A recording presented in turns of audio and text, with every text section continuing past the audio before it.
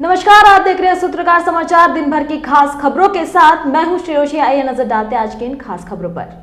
नए साल का आगाज हो गया है। पूरे देश नए साल के जश्न में डूबा है। इस खास मौके पर देश के राष्ट्रपति, प्रधानमंत्री समेत कई नेताओं ने ट्वीट कर देशवासियों को शुभकामनाएं दी।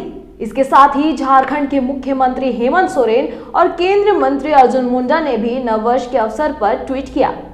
नए साल के खास मौके पर एक तरफ जहां लोग नए साल का आगमन कर रहे हैं, तो दूसरी तरफ एक दूसरे के साथ खुशियां बांट रहे हैं। इस बीच नए साल के खास मौके पर देश के राष्ट्रपति, प्रधानमंत्री समेत कई नेताओं ने समस्त देशवासियों को ट्वीट कर नव वर्ष की बधाइयां और शुभकामनाएं भी दी। राष्ट्रपति द्रौपदी मुर्मू ने ट्वीट कर लिखा कि आप सभी को नव वर्ष की शुभकामनाएं। विदेशों में रहने वाले सभी साथी नागरिकों और भारतीयों को बधाई और शुभकामनाएं। वर्ष 2023 हमारे जीवन में नई प्रेरणा, लक्ष्य और उपलब्धियां लेकर आए। आइए हम देश की एकता, अखंडता और समावेशी विकास के लिए खुद को फिर से समर्पित करने का संकल्प लें। वहीं पीएम मोदी ने कहा कि आपका 2023 शानदार हो। यह आशा, खुशी और ढेर सारी सफलता से भरा हो। सभी को अद्भुत स्वास्थ्य का आशीर्वाद मिले। इसके साथ ही झारखंड के मुख्यमंत्री हेमंत सोरेन ने ट्वीट कर लिखा कि नए साल आप सभी के जीवन में खुशियां लाए। आप स्वस्थ, सुखी और समृद्ध रहें। यह साल हम सभी को राज्य के अमर वीर शहीदों के सोना झारखंड के सपने को साकार करने की शक्ति दे। सभी को नववर्ष की अनेक अनेक शुभकामनाएं और जोहार। जय झारखंड। वहीं केंद्रीय मंत्री अर्जुन मुंडा ने भी ट्वीट कर लिखा कि आप सबों को नववर्ष की हार्दिक शुभकामनाएं। नए साल के आगमन पर जहां पूरा देश खुशी मना रहा है, वहीं दूसरी तरफ सरायकेला के खरसवा जिले के लोग आंसू बहा रहे हैं। खरसवा गोलीकांड में शहीद हुए लोगों को श्रद्धांजलि देने केंद्रीय मंत्री अर्जुन मुंडा और उनकी पत्नी मीरा मुंडा समेत कई लोग पहुंचे और श्रद्धांजलि दी। 1 जनवरी 1948 खरसवा गोलीकांड में कई लोग शहीद हुए थे। हर साल श्रद्धांजलि देने बड़ी संख्या में लोग पहुंचते हैं। वहीं आज केंद्रीय मंत्री अर्जुन मुंडा और उनकी पत्नी मीरा मुंडा समेत कई लोग आंदोलनकारी भी वहां पहुंचे और शहीद स्थल पर लोगों ने श्रद्धांजलि दी। केंद्रीय मंत्री अर्जुन मुंडा ने कहा कि जहां आजादी का लोग जश्न मना रहे थे और यह क्षेत्र रक्त रंजित होकर पड़ा हुआ था। 1948 में यह पहली घटना ने पूरे देश के आदिवासियों को तोड़कर रख दिया। देश की आजादी में आदिवासी समुदाय के लोगों ने अपनी जान का न्यौछावर कर और बलिदान दिया। उन्हें कभी भुलाया नहीं जा सकता है। 1000 करोड़ के अवैध खनन से अर्जित राशि की मनी लॉन्ड्रिंग मामले में जेल में बंद मुख्यमंत्री विधायक प्रतिनिधि पंकज मिश्रा को शनिवार को फिर रिम्स में भर्ती कराया गया। पेशाब में जलन और पेट दर्द की शिकायत होने पर उसे इमरजेंसी में लाया गया है। 1000 करोड़ के अवैध खनन से अर्जित राशि की मनी लॉन्ड्रिंग में जेल में बंद मुख्यमंत्री के विधायक प्रतिनिधि पंकज मिश्रा को शनिवार को फिर रिम्स में भर्ती कराया गया। पेशाब में जलन और पेट दर्द की शिकायत के बाद इमरजेंसी में लाया गया। फिलहाल उसे पेइंग वार्ड में भर्ती कराया गया है। इससे पहले भी वह 30 जुलाई से 7 दिसंबर तक रिम्स में ही था। रिम्स के पीआरओ डॉक्टर राजीव रंजन ने बताया कि डॉक्टर मृत्युंजय की देखरेख में उनका इलाज चल रहा है। यूरिन जांच के लिए सैंपल लिया गया है। जांच रिपोर्ट आने के बाद इलाज होगा। नए साल में रांची के लोगों के लिए नई सुविधाओं की सौगात लेकर आने वाला है। इस साल रांची में नई उड़ान शुरू होने वाली है। इसके साथ साथ 5G सेवा का भी आगाज होगा। वहीं बेहतर स्वास्थ्य सुविधा भी मिलेगी। और क्या कुछ खास है, देखिए इस रिपोर्ट में। नए साल में रांची के बिरसा मुंडा एयरपोर्ट में कई जरूरी संसाधन उपलब्ध हो जाएंगे। साथ ही यात्री सुविधाओं में भी इजाफा होगा। रांची एयरपोर्ट से कई नई उड़ानें शुरू होंगी। दरभंगा से रांची और रांची से देवघर के विमान शुरू होंगे। इतना ही नहीं, बोकारो और जमशेदपुर से कोलकाता और पटना के लिए भी विमान सेवा शुरू हो जाएगी। अत्याधुनिक एयर ट्रैफिक कंट्रोल टावर खुल जाएंगे। एयरपोर्ट के विस्तारीकरण की प्रक्रिया शुरू हो गई है। इसके साथ शहरवासियों को देश के बड़े शहरों की तर्ज पर एक साल में शहर के अंदर चलती के लिए लो फ्लोर और एसी बस की सौगात मिलेगी। इसको लेकर रांची नगर निगम संजीदा है और लगातार प्रयासरत है। इसके साथ मोबाइल तकनीकी के क्षेत्रों में भी रांची के लोगों को बड़ी सौगात मिलेगी। यहाँ 5G सेवा का आगाज हो जाएगा। इसके लिए अलग अलग टेलीकॉम कंपनियों की तैयारियां अंतिम चरण पर हैं। अब बात करें स्वास्थ्य की, तो आपको बता दें कि रिम्स परिसर में अमृत फार्मेसी शुरू हो जाएगी। यह मरीजों को सस्ती और कम समय में दवा उपलब्ध कराई जाएगी। पुरानी इमरजेंसी के पास इसकी शुरुआत की जाएगी। सिर्फ इतना ही नहीं, रिम्स में क्रिटिकल केयर डीएम कोर्स का भी आगाज होगा। इसके लिए 2 सीटों की मान्यता भी मिल गई है। साथ ही न्यूरोलॉजी में डीएम कोर्स की शुरुआत की जाएगी। इसके अलावा रिम्स में अस्पताल मैनेजमेंट कोर्स नए साल में शुरू होगा। एक तरफ जहां सरकार विलुप्त आदिम जनजाति परिवारों के लिए कई तरह के कल्याणकारी योजनाएं चला रही है, वहीं प्रशासनिक संवेदनहीनता के कारण मनिका प्रखंड में पानी, बिजली और सड़क की मांग को लेकर बीडीओ को घेरने पर मजबूर हो गए हैं। दर्जनों की संख्या में आदिम जनजाति पहिया परिवार शुक्रवार को बीडीओ के कार्यालय पहुंचकर घेराव किया। क्या है पूरा मामला, देखिए इस रिपोर्ट में।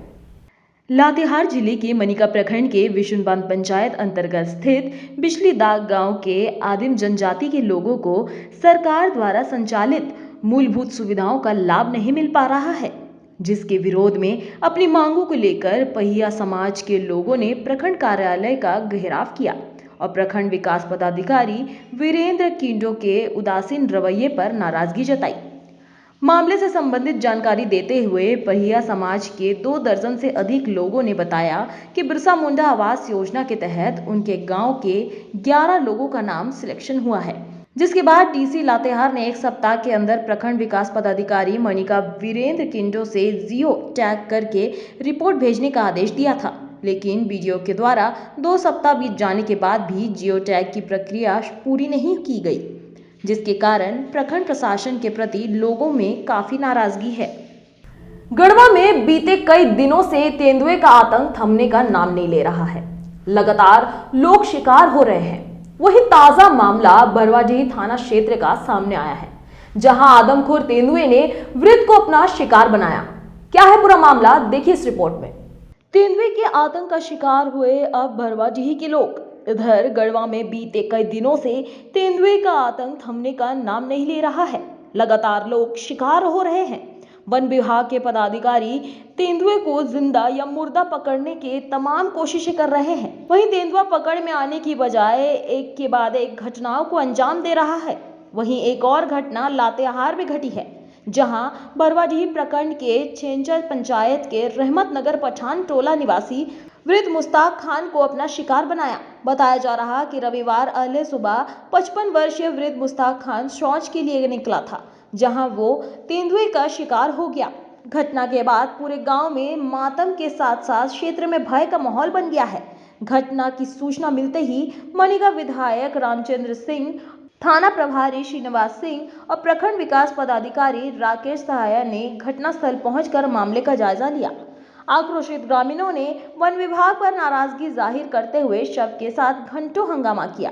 परिजनों को सरकारी प्रावधान के तहत मुआवजे के साथ साथ नौकरी की मांग की जा रही है। प्रदर्शनकारियों से डीएफओ कुमार आशीष की टेलीफोनिक वार्ता और विधायक रामचंद्र सिंह व थाना प्रभारी के आश्वासन के बाद शव को हटाया गया। साथ ही मृतक के परिजनों को वन विभाग के वनपाल शशांक शेखर पांडे के द्वारा तत्काल 10,000 रुपए की सहायता राशि प्रदान किया गया। इसके साथ ही प्रखंड विकास पदाधिकारी राकेश साया ने भी स्थानीय डीलर को 50 किलो अनाज अविलंब देने का निर्देश दिया है। झारखंड के गोड्डा जिले में आग लगने से कई घर जलकर खाक हो गए। इसी बीच पुलिस का अलग रूप देखने को मिला है, जहां थाना प्रभारी अकेले ही आग बुझाते नजर आए। गोड्डा जिले के महागामा थाना क्षेत्र के हरिनचारा में रविवार की देर रात आग लगने से 9 घर जलकर राख हो गए। आग की लपटें इतनी तेज थी कि कोई भी आग के नजदीक नहीं पहुंच रहा था। उस परिस्थिति में भी महागामा थाना प्रभारी मुकेश कुमार सिंह अकेले आग को बुझाते हुए नजर आए। सुबह का वक्त था और लोग बहुत कम थे। जब तक फायर ब्रिगेड की टीम पहुंचती तब तक आग विराल रूप ले लेता। इस वजह से थाना प्रभारी ने बिना देर किए आग को बुझाने में जुट गए, जिसके बाद अग्निशम विभाग की दमकल गाड़ी मौके पर पहुंचकर आग पर पूरी तरह से काबू पाया। रांची के कांके थाना क्षेत्र के बोरिया में एक अज्ञात व्यक्ति का शव बरामद किया गया। बताया जा रहा है कि घटना शनिवार देर शाम की है। वहीं मृतक की पहचान नहीं हो पाई है। स्थानीय लोगों ने पुलिस को घटना की सूचना देते ही जिसके बाद पुलिस मौके पर पहुंचकर मामले की छानबीन में जुट गई है। राजधानी में इन दिनों आपराधिक घटनाएं थमने का नाम नहीं ले रही। वहीं रांची के कांके से ताजा मामला सामने आया है। मोराबादी के चिरौंदी के पास पुल के नीचे एक अज्ञात व्यक्ति का शव पुलिस ने बरामद किया है। सूत्रों की माने तो घटना शनिवार शाम की बताई जा रही है। साथ ही हत्या की आशंका भी जताई जा रही है। शव को देख स्थानीय लोगों ने पुलिस को सूचना दी। वहीं पुलिस घटनास्थल पर पहुंचकर शव को अपने कब्जे में लेकर पोस्टमार्टम के लिए रिम्स भेज दिया। फिलहाल इस मामले को लेकर पुलिस जांच में जुट गई है। जमशेदपुर में लोहन नगरी में नववर्ष के आगमन को लेकर लोगों में काफी उत्साह रहा। शहर के विभिन्न होटलों, रेस्टोरेंट और क्लबों में नववर्ष के आगमन पर रंगारंग कार्यक्रमों का आयोजन किया गया। लोहन नगरी में नववर्ष के मौके पर लोगों में काफी उत्साह देखा गया। शहर के विभिन्न होटलों, रेस्टोरेंट और क्लबों में नववर्ष को लेकर रंगारंग कार्यक्रम का आयोजन किया गया। साथ ही कार्यक्रम में कोलकाता और मुंबई से आए कलाकारों ने नृत्य संगीत की प्रस्तुति भी दी, जिसे लेकर लोग गाने के साथ झूमते नजर आए। खासकर युवाओं ने जमकर मस्ती किया और गीत संगीत का लुत्फ उठाया। वहीं रात के 12 बजे के बाद सब लोग मिलकर जमकर आतिशबाजियों के साथ सभी लोगों ने एक दूसरे को नववर्ष की शुभकामनाएं भी दी।